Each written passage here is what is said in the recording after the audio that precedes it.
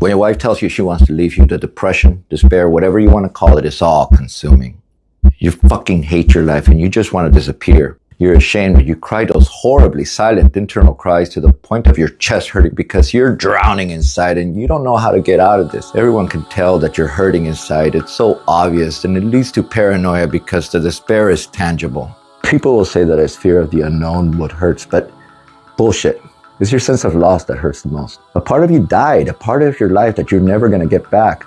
All those empty memories as you struggle to stay afloat. Your child comes up to you, toy in hand, asking you to play, and you wish that you could be present enough to be there, but you can't even lock eyes with them because if you did, you'd break down and they'd really see you for where you're at. You'd lose that fragile grip and you don't want to leave them with a terrible memory of your internal tears, so you say yes and you half-ass it. And you come up with an excuse to excuse yourself. You don't sleep, so you resort to sleeping aids. You don't eat, and yet others leave you annoyed when they fucking tell you that you gotta eat. But you just can't. You can't even focus because you're obsessed, because you can't believe that this is happening to you. You're mentally drained, your entire body's in pain, and you feel like you've been hit by a truck, but somehow you keep on walking. Even though your muscles ache like you've been carrying some invisible weight that never lets up.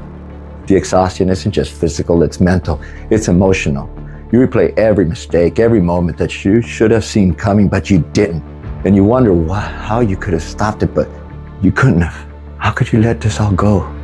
Why is this happening to you? You're a good man. You've made some mistake, but nevertheless, you did it right, and now she's leaving you. But then it hits you that she already left, and there's nothing you can do. Your resources all tied up. You cornered yourself. On the outside, you pretend you have this shield of honor, but in the inside, you're never close to that. And others sense that they have to know because when they see you, you don't look back at them. You're not in a good place. You can't even, or better yet, don't know how to get out of this because it's not a funk.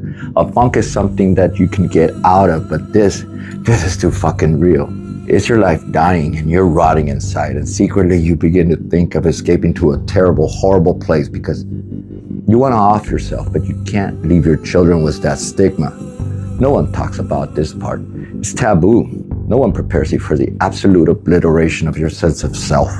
Others in their well-meaning naivety say shit like, she didn't know what she had. Value yourself, brother. But what the fuck do they know? Like, that's gonna make any difference. Like, you don't know that already. As if that single stupid comment will change your life. Empty words that don't mean shit because what they're missing is that it's hard to value yourself when you don't have hope and the taste of life is stale. You feel like you let her down. That's how obsessed you are. That rather than acknowledge and fix your dignity, you're fixated on her feelings and her needs. So here you find yourself empty, lonely, scared, broken down, devalued, and ashamed. Most of this came from a letter that I wrote to myself back in May 2019 when my second wife was leaving me. I had forgotten what it felt like and I wanted to remember. I needed to remember that there was a time that I hated myself. The one thing I knew, and I'm sure that you do also, even though it hasn't hit you yet, is that although this will never truly pass, it's a chapter in your life that you have to close. You might not feel like moving forward, but you have to. You don't have a choice. The fight isn't over, but it does need to change and it's time to redirect.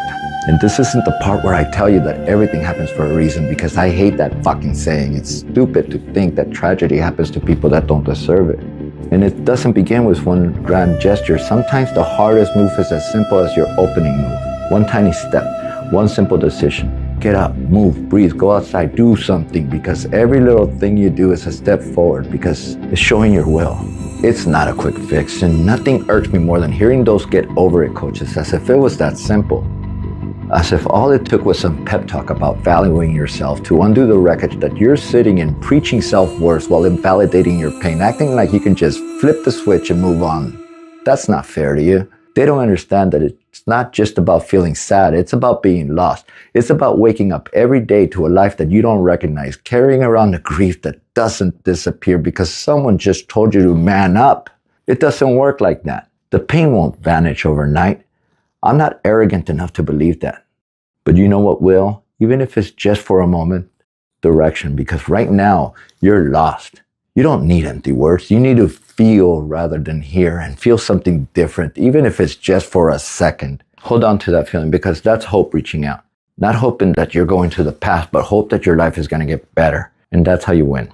Not by getting even, but by getting ahead, by proving to yourself and others that you're still relevant. So stand up, one step, one breath, keep moving, because no one's coming to save you. This fight, it's yours, and you're not here to win it. You're here to defeat it, to take radical ownership. And from here, you build, you take on the shattered pieces and create something new, something stronger. You hit the gym, but not for the abs, but to remind yourself that you can and you will change, and you refuse to break. You learn, you grow, you get back to being a man who doesn't just survive, but he thrives. And one day you wake up and you realize that the first thing in your mind isn't her. It's you, your future, your life, your kids. And that's when you know that she's just an afterthought, nothing more than a lesson. Because you won, you survived, and you came out of this a better man. No judge, jury, ex, nor system can ever take that away from you. And you don't have to stay lost. You need a plan, direction, and that's why I do this. If you're ready to stop flailing around and move forward, hit on the link below and book a call. Or if you're still trying to wrap your head around it, check out what happens to men after divorce. Check out this video, because it's time you stay informed.